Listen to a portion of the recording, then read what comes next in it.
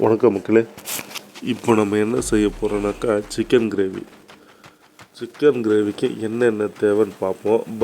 First அதுக்கு முன்னாடி நம்ம செய்ய போகிற சிக்கன் கிரேவி ரொம்ப சோம்பேறித்தனமான ஒரு சிக்கன் கிரேவி.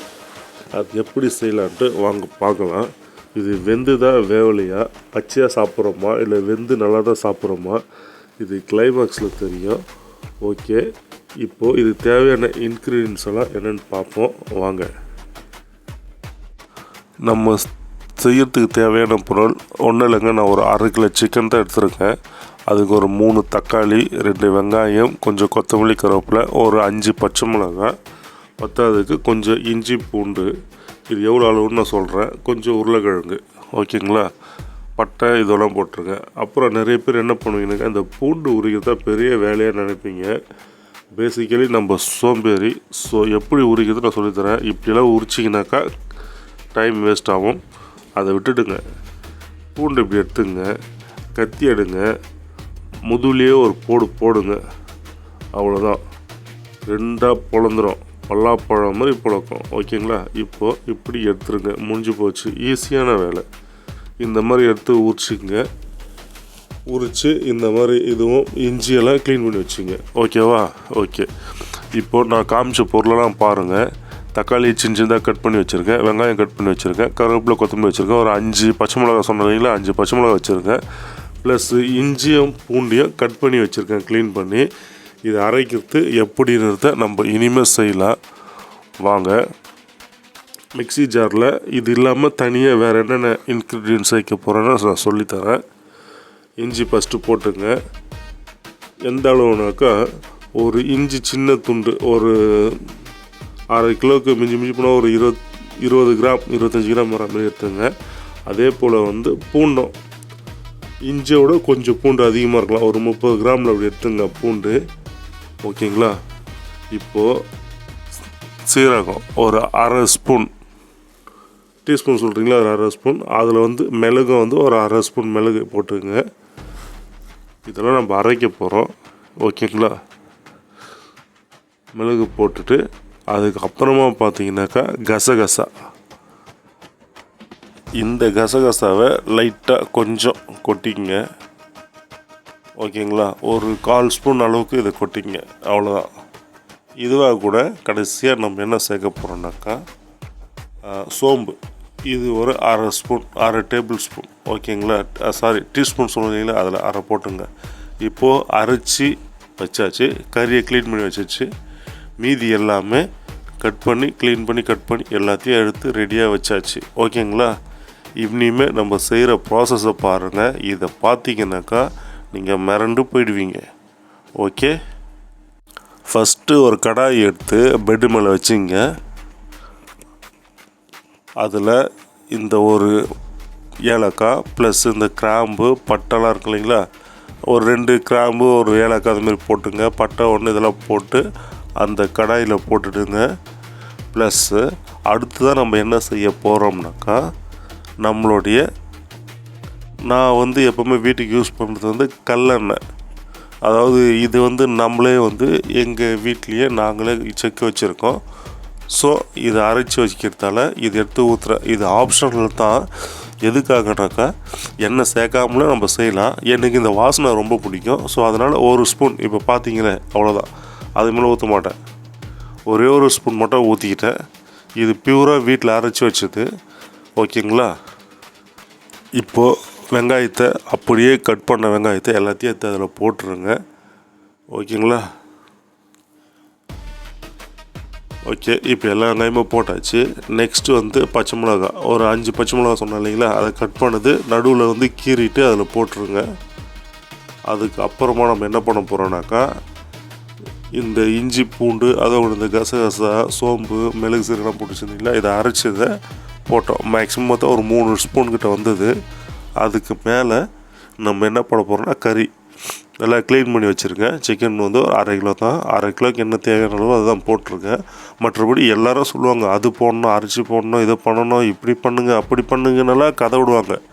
அதாவது பேய் கதெல்லாம் பிரம்மாண்டமாக சொல்லுவாங்க, அதெல்லாம் நம்பாதீங்க. இப்போ பாருங்கள், இது மெயினாக நம்மளோட பேச்சுலர்ஸ், அதாவது லேடிஸாக இருக்கட்டும் ஜென்ஸாக இருக்கட்டும், நம்ம இதெல்லாம் எப்படி செய்யணும், அரைச்சி செய்யணுமா அப்படிலாம் யோசிப்போம் இல்லைங்களா. உங்களுக்காகவே இந்த வீடியோ பிடிச்சிருந்தா பாருங்கள், செஞ்சு பாருங்கள், இன்னும் பிடிக்கும். இதுக்கு மேலே கருவேப்பிலை, கொத்தமல்லி, தக்காளி போட்டோமா, தக்காளி போட்டதுக்கப்புறமா கொத்தமல்லி, கருவேப்பிலை அது மேலே அப்படியே போட்டு தூவிடுங்க. அவ்வளோதாங்க, நம்ம சேர்க்க வேண்டிய இன்க்ரீடியன்ஸ் எல்லாம் சேர்த்தாச்சு. இப்போது இதை நல்லா கிளறிட்டு ஒரு 1/2 hour வச்சுட்டு எடுத்து சாப்பிட்டோம்னாக்கா காரு துப்பிடுவீங்க. என்னடா இது செஞ்சதே இல்லை, அடுப்பே பற்ற வைக்கல, அதுக்குள்ளே எப்படிடா செய்வீங்கன்றீங்களா. ஸோ இது எதுக்காக நான் இப்படி எல்லாத்தையும் கட் பண்ணி நான் செய்கிறேன்னாக்கா, ஏன்னா பேசிக்கலி ஐ எம் சோம்பேறி. ஆனால் நம்மளுக்கு மட்டும் தான் தெரியும் வேலை செய்கிறது எவ்வளோ கஷ்டம்னு. ஸோ இந்த மாதிரி செஞ்சுட்டு வரட்டும்டா, எனக்கு ஒரு மாதிரியாத்தான் இருக்கும். சரி, அவன் என்ன சொல்றான் கேப்போ. தம்பி ஒன்றும் இல்லைப்பா, நீ போ. இதில் வந்து ஒரு 1/2 டம்ளர் தண்ணி, அதாவது ஒரு 100 ml தண்ணியை ஊற்றிடுங்க. ஊற்றிட்டு இதுக்கு மேலே என்ன பண்ணுறீங்கனாக்கா, கொஞ்சம் லைட்டாக ஒரு 1/4 ஸ்பூன் மஞ்சள்தூள் அப்படியே தூவிக்கிங்க.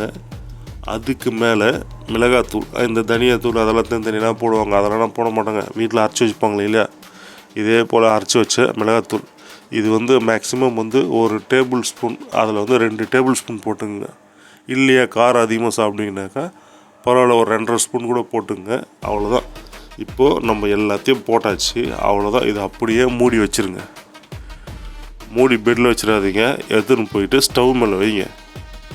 ஓகேவா, ஸ்டவ் மேலே வச்சாச்சு.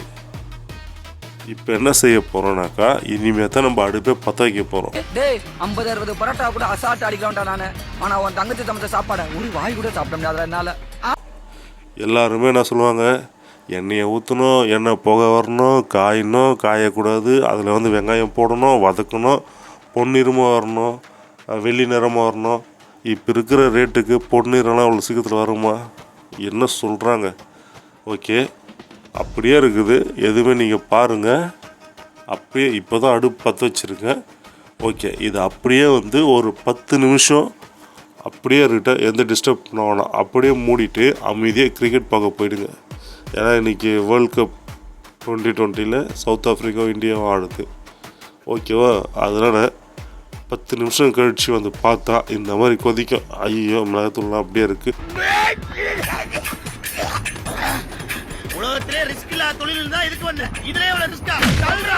அப்படின்னு நினைச்சிங்கனாக்கா ஒன்றும் ப்ராப்ளம் இல்லை. ஒரு வாட்டி இப்படி கிளறி விட்டுருங்க. நல்லா கிளறிட்டு மறுபடியும் மூடி விட்டுடுங்க. நல்லா வேகட்டும், நல்லா கிளறி விடுங்க. ஓகேங்களா. இப்போ உங்களுக்கு பார்த்தீங்கன்னாக்கா எந்த அளவுக்கு அந்த கறியெல்லாம் வெந்த மாதிரி ஆகிட்டுருக்கோம். பட் இந்த தக்காளி வெங்காயம் மட்டும்தான் கொஞ்சம் அப்படியே வேகிற மாதிரி இருக்கும். அதை லைட்டாக கிளறி நீங்கள் விடும் பொழுது அதுவும் வெந்துடும். இதுக்கு எதுக்காக நான் ஃபஸ்ட்டு வந்து தண்ணி கம்மியாக விட சொன்னேனாக்கா, தண்ணி நிறைய விட்டிங்கனாக்கா எந்த ஒரு பொருளும் வேகிறதுக்கு டைம் எடுக்கும், சரியாக வேகாது. இப்போ தண்ணி கம்மியாக விட்டதால் இந்த தக்காளி வெங்காயம்லாம் இருக்குது பார்த்தீங்களா, இதெல்லாம் சீக்கிரமாக வெந்துடும். அதுவும் இல்லாமல் நம்ம கறியெல்லாம் போட்டு கிளறும் போது ஒன்றோட ஒன்றும் பட்டு அதை நசுங்கி குழன்னு மாறிடும். ஸோ இதுதான் ஒரு சின்ன ட்ரிக்ஸு. நிறைய தண்ணி விட்டால் அது எப்படி சொல்கிறது, ஒரு வெங்காயம் கொதிக்கிறது இந்த மூளை அந்த மூளைன்னு ஓடிடும். ஸோ கம்மியாக இருக்கும் போது எல்லாமே ஒரே இடத்துல இருக்கும். கிளற ஒன்றோட ஒன்று மேலே பட்டு அது எல்லாமே அப்படியே ஒரு இதுவாகிடும். ஓகேங்களா. இப்போ நல்லா கொதிச்சிட்ருக்கு. மறுபடியும் மூடிட்டு இன்னும் ஒரு 10 நிமிஷம் விடுங்க. 10 நிமிஷம் கழித்து திறந்து பாருங்கள். ஓகேவா. இப்போ நல்லா இன்னும் வெந்திருக்கு கிட்டத்தட்ட. இதில் வந்து நான் செஞ்ச அளவுக்கு வந்து எனக்கு அந்த சின்ன டேபிள் ஸ்பூன் தான், அதில் ஒரு 1.5 ஸ்பூன் சால்ட்டு போட்டுக்கிறேன். ஓகேங்களா. இப்போ நல்லா கிளறி விடுங்க.